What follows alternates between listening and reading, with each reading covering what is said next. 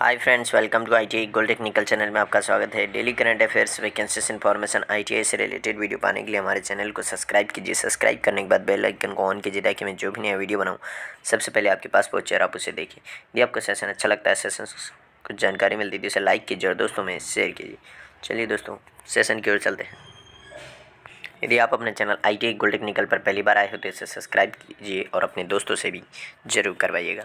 आज हम पढ़ेंगे 28 नवंबर 2022 से जितने भी इंपॉर्टेंट करंट अफेयर क्वेश्चन बनेंगे वह इस वीडियो में पढ़ेंगे। तो चलिए देख लेते हैं आज का पहला क्वेश्चन क्या है। तो आज का पहला क्वेश्चन है, हाल ही में राष्ट्रीय दुग्ध दिवस 2022 कब मनाया गया। तो इस क्वेश्चन का right answer option number C, 26 नवंबर को राष्ट्रीय दुग्ध दिवस मनाया जाता है।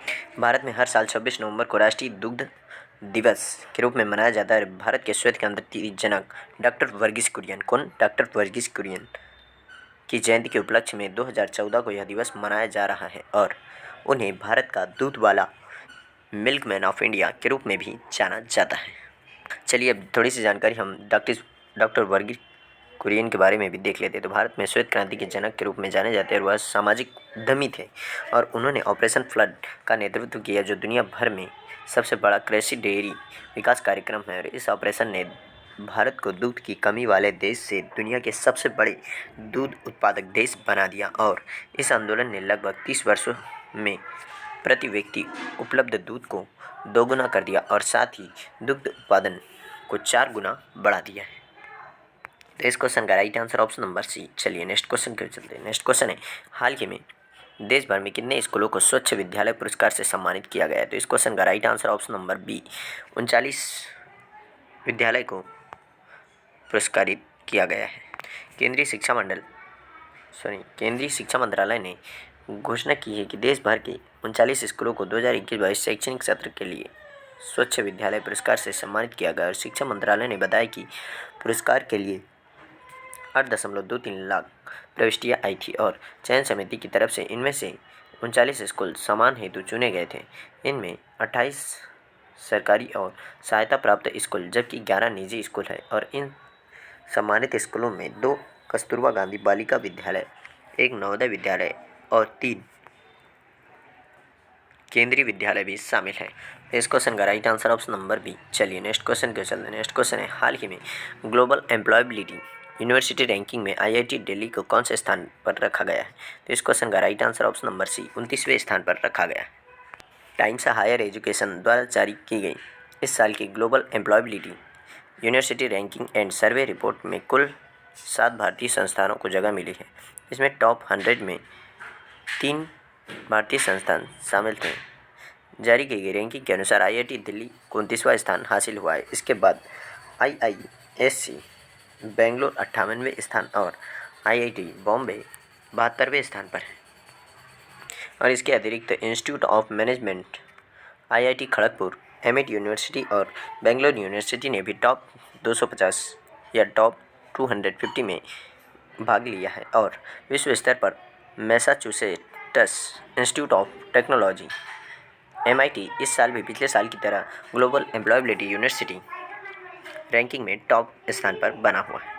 इस क्वेश्चन का right answer option number C. चलिए नेक्स्ट क्वेश्चन के चलते हैं। नेक्स्ट क्वेश्चन है, हाल ही में आई रिपोर्ट के अनुसार आयुष बाजार 3 अरब अमेरिकी डॉलर से बढ़कर अब कितने अरब अमेरिकी डॉलर स्तर पर पहुंचा है। तो इस क्वेश्चन का right answer option number C, 18 अरब अमेरिकी डॉलर तक पहुँच गया। केंद्रीय आयुष मंत्री सर्बानंद सोनोवाल ने 23 नवंबर 2022 को नई दिल्ली में छठे भारतीय उद्योग परिसंघ CII आयुष कॉन्क्लेव 2022 से संबोधित करते हुए प्रधानमंत्री नरेंद्र मोदी के नेतृत्व में आयुष बाजार 3 अरब अमेरिकी डॉलर से बढ़कर 18 अरब अमेरिकी डॉलर स्तर तक पहुंचा है और उन्होंने कहा है कि आयुष नागरिकों को संपूर्ण स्वास्थ्य और चिकित्सा देखभाल प्रदान करके न्यू इंडिया के सपने को साकार करने के लिए महत्वपूर्ण भूमिका निभा सकते। इस क्वेश्चन का right answer option number C. चलिए नेक्स्ट क्वेश्चन क्यों चलते हैं। नेक्स्ट क्वेश्चन है, हाल ही में लेफ्टिनेंट जनरल असीम मुनीर को किस देश के नए सेना प्रमुख के रूप में नियुक्ति किया गया है। तो इस क्वेश्चन का right answer option number B, Pakistan के नए सेना प्रमुख के स्थान पर नियुक्ति किया है। यह बाजवा का स्थान लेंगे। इनसे पहले श्री बाजवा जी यहाँ पर पाकिस्तान के सेना प्रमुख थे। पाकिस्तान के प्रधानमंत्री शहबाज शरीफ ने लेफ्टिनेंट जनरल असीम मुनीर को देश के नए सेना प्रमुख के रूप में नियुक्त किया है और पाकिस्तान में सुरक्षा और विदेश नीति के मामले में सेना के पास काफ़ी शक्ति है और लेफ्टिनेंट जनरल मुनीर ने दो सबसे शक्तिशाली खुफिया एजेंसियों इंटर सर्विसेज इंटेलिजेंस और मिलिट्री इंटेलिजेंस के प्रमुख के रूप में कार्य किया है, लेकिन आईएसआई प्रमुख के रूप में उनका कार्यकाल अब तक का सबसे छोटा था, क्योंकि उनकी जगह 8 महीने के भीतर लेफ्टिनेंट जनरल फैज हामिद ने ले ली थी। साल 2019 में तत्कालीन प्रधानमंत्री इमरान खान के आग्रह पर यह कार्यवाही की गई थी और वह जनरल कमर जावेद बाजवा की जगह लेंगे, जो लगातार 3 साल के 2 कार्यकाल 29 नवंबर को सेवानिवृत्त हो रहे 61 वर्षीय जनरल बाजवा को साल 2016 में 3 साल के कार्यकाल के लिए सेना प्रमुख नियुक्त किया गया था और उन्हें 2019 में इमरान खान सरकार द्वारा 3 साल का विस्तार दिया गया था और प्रधानमंत्री शहबाज शरीफ के राष्ट्रपति आरिफ अलवी के लेफ्टिनेंट जनरल मुनीर को चीफ ऑफ आर्मी स्टाफ और लेफ्टिनेंट जनरल साहिर शमशाद को मिर्ज़ा को joint chief of staff committee के अध्यक्ष नियुक्ति करने के लिए एक सारांश भेजी थी। इस क्वेश्चन का right answer option number B. चलिए नेक्स्ट क्वेश्चन की ओर चलते हैं। नेक्स्ट क्वेश्चन है, हाल ही में किसने कश्मीर में स्वर्ण जल 2022 का उद्घाटन किया? तो इस क्वेश्चन का right answer option number C. Jammu Kashmir के उपराज्यपाल मनोज सिन्हा जी ने अभी इसका उद्घाटन किया है। उपराज्यपाल मनोज सिन्हा ने 23 नवंबर को कश्मीर विश्वविद्यालय में वार्षिक युवा महोत्सव स्वर्ण जल 2022 का उद्घाटन किया और स्वर्ण जल वार्षिक उत्सव युवा कलाकारों के लिए अपनी प्रतिभा का प्रदर्शन करने का एक बड़ा अवसर है और उन्हें एक भारत श्रेष्ठ भारत के सपने को साकार करने के लिए आवश्यक मंच प्रदान करता है। स्वर्ण जल का अर्थ है इंद्रधनुष, जो आशा, प्रेरणा और सौभाग्य का प्रतीक है। तो इस क्वेश्चन का right answer option number C. चलिए नेक्स्ट क्वेश्चन की ओर चलते हैं। नेक्स्ट क्वेश्चन है,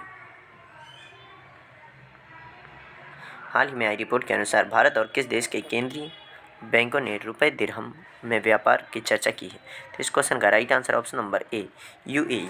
यूएई ने रुपए और दिरहम में व्यापार की चर्चा की है। भारत और संयुक्त अरब अमीरात यूएई के केंद्रीय बैंक लेन देन लागत कम करने के मकसद से रुपए और दिरहम के द्विपक्षीय व्यापार को बढ़ावा देने पर चर्चा कर रही है और यूएई में भारत के राजदूत संजय सुधीर ने यह जानकारी देते हुए कहा कि स्थानीय मुद्राओं में व्यापार के लिए अवधारणा पत्र पर विचार भारत ने रखा था। उन्होंने यह संवाददाताओं से कहा कि दोनों देशों के केंद्रीय बैंक मानक संचालन प्रक्रियाओं और तौर तरीकों पर चर्चा करेंगे और इसका उद्देश्य लेन देन की लागत को कम करना है और मुक्त व्यापार समझौते के बाद दोनों देशों के बीच द्विपक्षीय व्यापार मौजूदा 60 अरब डॉलर से बढ़कर 100 अरब डॉलर पहुंच जाने का अनुमान है। तो इस क्वेश्चन का right answer option number A. चलिए नेक्स्ट क्वेश्चन के चलते हैं। नेक्स्ट क्वेश्चन है, हाल ही में रेलवे कब तक वंदे भारत ट्रेनों के निर्यात की योजना बनाई है? तो इस क्वेश्चन का राइट आंसर है ऑप्शन नंबर बी, 2025-26 तक वंदे भारत ट्रेन को भी हम निर्यात करना स्टार्ट कर देगा भारत। ब्रह्मोस मिसाइल के बाद और तेजस फाइटर जेट के बाद में वंदे भारत एक्सप्रेस ट्रेन के भी विदेशों में चर्चा है और रेल मंत्री अश्विनी वैष्णव ने हाल ही में कहा था कि कई देशों ने इसमें दिलचस्पी दिखाई है और रेलवे अब इसके निर्यात की भी योजना बना रहा है। भारतीय रेलवे 2025-26 तक यूरोप, दक्षिण अमेरिका और पूर्वी एशिया के बाज़ारों में वंदे भारत रेलगाड़ियों का निर्यात करने की तैयारी कर रहा है और एक अधिकारी ने कहा कि शयनयान श्रेणी वाले स्वदेशी रेलगाड़ियों का नया संस्करण 2024 की पहली तिमाही तक आ जाएगा। अभी देश भर में 5 वंदे भारत एक्सप्रेस ट्रेनें चल रही हैं। इनमें से 2 पुरानी पीढ़ी की और 3 नई पीढ़ी की हैं और पहली वंदे भारत एक्सप्रेस 2019 में नई दिल्ली और वाराणसी के बीच शुरू की गई थी। वैष्णव का कहना है कि प्रधानमंत्री नरेंद्र मोदी इसमें सुधार चाहते हैं, इसलिए रेलवे ने तीसरी पीढ़ी की वंदे भारत एक्सप्रेस डिज़ाइन पर काम करना शुरू कर दिया है और इसका वज़न काफ़ी हल्का होगा ताकि स्पीड ज़्यादा से ज़्यादा रह सके। इस क्वेश्चन का right answer option number B. चलिए नेक्स्ट क्वेश्चन को चलते हैं। नेक्स्ट क्वेश्चन है, हाल ही में किसने India the mother of democracy पुस्तक का विमोचन किया है? तो इस क्वेश्चन का राइट आंसर है option number D, Dharmendra Pradhan जी ने अभी इसका विमोचन किया है। केंद्रीय शिक्षा एवं कौशल विकास मंत्री धर्मेंद्र प्रधान ने भारतीय ऐतिहासिक अनुसंधान परिषद ICHR द्वारा तैयार और प्रकाशित पुस्तक India the mother of democracy का विमोचन किया और ICHR के अध्यक्ष प्रोफेसर रघुवेंद्र तंवर और ICHR के सदस्य सचिव प्रोफेसर उमेश अशोक कदम भी इस अवसर पर उपस्थित थे और यह पुस्तक सभ्यता की शुरुआत से ही भारत में निहित लोकतांत्रिक लोकाचार को प्रदर्शित करने का प्रयास कर रही है। तो इस क्वेश्चन का right answer option number D. चलिए नेक्स्ट क्वेश्चन की ओर चलते हैं। नेक्स्ट क्वेश्चन है, हाल ही में दुनिया में अप्रूवल रेटिंग 77% के साथ पहले स्थान पर कौन है, यानी कि कौन सा नेता इसमें पहले स्थान पर है दुनिया में। तो वही ऑप्शन नंबर डी, प्रधानमंत्री नरेंद्र मोदी ही अभी दुनिया में सबसे चाहने वाले और अप्रूवल रेटिंग 77% के साथ में पहले स्थान पर है। प्रधानमंत्री नरेंद्र मोदी 77% अप्रूवल रेटिंग अनुमोदन रेटिंग के साथ एक बार फिर से विश्व नेताओं की सूची में शीर्ष पर है। मॉर्निंग कंसल्ट पॉलिटिकल इंटेलिजेंस द्वारा जारी रिपोर्ट में 56% अप्रूवल रेटिंग के साथ ऑस्ट्रेलियाई प्रधानमंत्री एंथनी अल्बनीज है। वहीं तीसरा स्थान अमेरिकी राष्ट्रपति जो बाइडेन को मिला है, जिनकी अप्रूवल रेटिंग 41% है और भाजपा ने अपने ऑफिशियल ट्वीट हैंडल पर यह लिस्ट जारी की है। इस क्वेश्चन का right answer option number D. चलिए आज का सेशन यही समाप्त होता है। यदि आप अपने चैनल ITI गोल्ड टेक्निकल पर पहली बार आए हो तो इसे सब्सक्राइब कीजिए और सब्सक्राइब करने के बाद बेल आइकन को भी ऑन कीजिए। यदि आपको सेशन अच्छा लगता है, सेशंस को जानकारी मिलती है तो इसे लाइक कीजिए और दोस्तों में शेयर कीजिए। Thank you so much watching for my video. मिलते हैं नेक्स्ट सेशन में।